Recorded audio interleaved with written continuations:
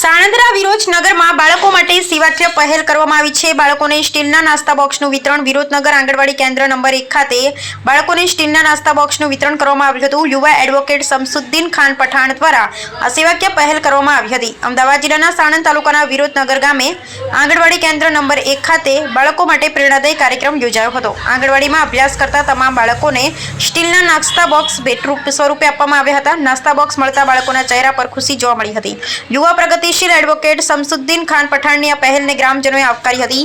કાર્યક્રમમાં ભાજપ લઘુમતી મોરચાના મહામંત્રી સિકંદર ખાન જમિયતે ઉલમાએ હિન્દના પ્રમુખ મૌલાના મુનાવર ખાન, આંગણવાડી કાર્યકર બહેનો, બાળકો, વાલીઓ સહિત મોટી સંખ્યામાં ગ્રામજનો ઉપસ્થિત રહ્યા હતા।